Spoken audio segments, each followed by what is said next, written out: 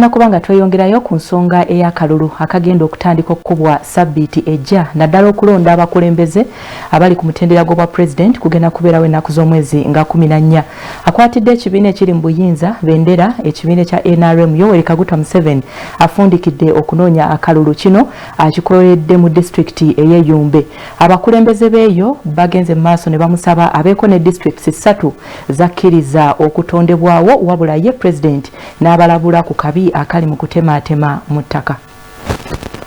Akwatidde ekibiina kya NRM bendera mu lwokaano lwa president era nga mukulembeze w'eggwanga Yoweri Kaguta Museveni leero abadde Eyumbe gy'akomekereza okuba enkuŋŋaana ez'okunoonya akalulu. Abeeno bakedde kuyisa bivulu okumulaga obuwagizi.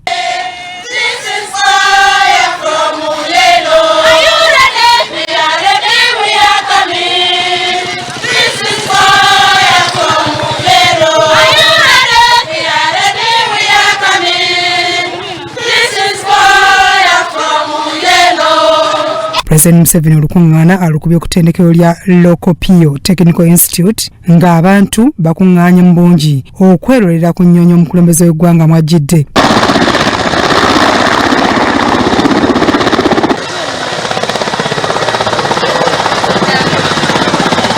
President avuddeyo mu mmotoka ye n'atambuza bigere nga mu kwogerako n'abantu abadde bakuŋŋaanye mu bungi abeebazizza okuwagira NRM.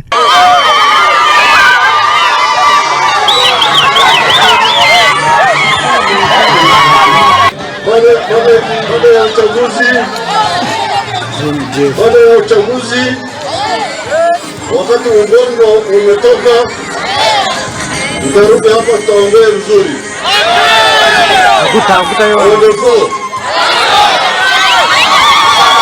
President Museveni abeeno abalabudde ku kabi akali mu kutematema mu ttaka nga tannayogerako n'abakulembeze. President Museveni yasoose kuggulawo ddwaliro ly'Eyumbe n'ekyuma ekikamula juice.